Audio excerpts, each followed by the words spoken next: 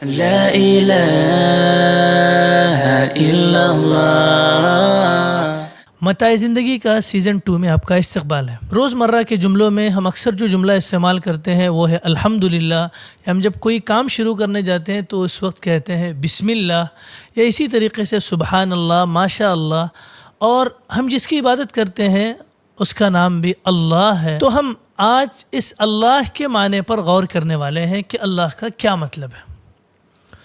علامہ بیضاوی رحمۃ اللہ علیہ نے تفسیر بیضاوی میں اس کو لکھا ہے کہ اللہ کی اصل الہ ہے، اور الہ کے انہوں نے 7 معنی لکھے ہیں۔ جو اللہ ہے اس کی اصل جو ہے، یعنی وہ جس سے مشتق ہوا ہے، جس سے وہ نکلا ہے، وہ ہے الہ سے نکلا ہے، اور اس کے انہوں نے 7 معنی ذکر کیے ہیں، جس میں سے ہم یہاں پر آپ کی خدمت میں 4 معنی صرف آپ کی خدمت میں پیش کرنے والے ہیں۔ اس میں سے انہوں نے ایک لکھا ہے کہ الہ الفصیل سے مشتق ہے الہ، جس کے معنی یہ ہوتے ہیں کہ جب اونٹنی کے بچے کو جب پیاس لگتی ہے تو وہ اپنی ماں سے چمٹ جاتا ہے، اور اسی طرح بندوں کو بھی جب اپنی مصیبتوں میں کسی کی طرف رجوع ہونا ہوتا ہے تو وہ بھی اللہ کی طرف ہی رجوع ہوتے ہیں۔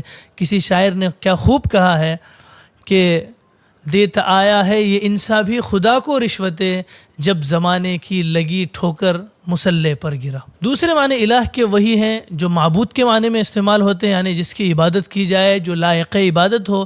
دنیا میں اور کوئی ذات نہیں ہے جس کی عبادت کی جائے، وہ معبود کے معنی میں الہ کے معنی استعمال ہوتے ہیں۔ نمبر تیسرے، الہ الہ فلان سے مشتق ہے، یعنی بندے کو جب کسی چیز کی سکون کی ضرورت ہوتی ہے تو بندہ، اور یہ انسانی فطرت کی عکاسی کر رہا ہے کہ بندے کو جب کسی میں سکون حاصل کرنے کی ضرورت ہوتی ہے تو وہ کسی دوسرے ہستی میں سکون تلاش کرتا ہے، لیکن حقیقی جو ذات ہے جس میں سکون کو تلاش کیا جائے وہ ہے اللہ ہے، اور اللہ سے جب بندہ سکون طلب کرتا ہے تو اس کو حقیقی سکون نصیب ہوتا ہے۔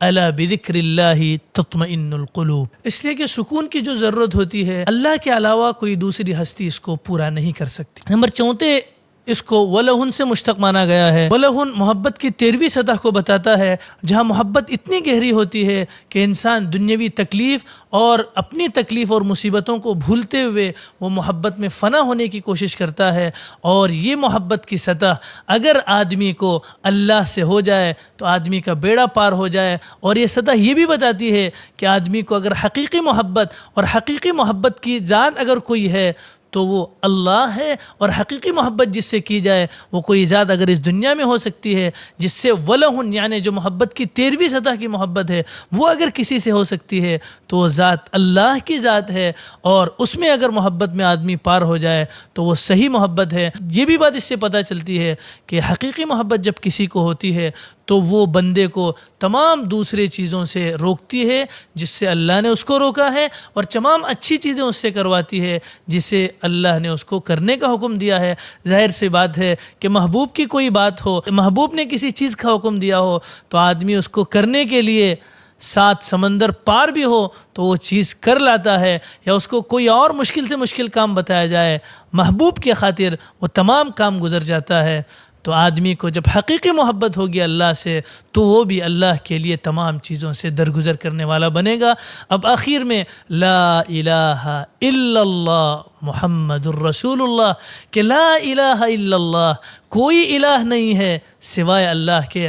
ان 4 معنی کو سامنے رکھتے ہوئے سوچئے کہ اللہ وہ ذات ہے جس میں ہمیں سکون کی تلاش ہے، اللہ وہ ذات ہے جو ہمارا محبوب ہے جس کو ہم تمام چیز مان کر چلتے ہیں، اور اللہ وہ ہے جس سے ہم سکون تلاش کرتے ہیں، اطمینان تلاش کرتے ہیں، اور اللہ وہ ہے جس سے ہم جزا فضا میں رجوع کرتے ہیں۔ تو لہٰذا ان تمام چیزوں کو سامنے رکھتے ہوئے ایک اور بار کہہ کر دیکھیے لا الہ الا اللہ، اور ہر وقت جب ہم کہتے ہیں الحمدللہ، ماشاء اللہ، اس وقت اس تصور کو ذہن میں لائیں گے تو عجب کیفیت پیدا ہوگی۔ اللہ تبارک و تعالی اس متاع کو، اس سامان کو مجھے اپنی زندگی کا بھی بنانے کی توفیق عطا فرمائے، اور ہم سب کو اپنی زندگی کا بنانے کی توفیق عطا فرمائے۔ وما علینا الا البلاغ۔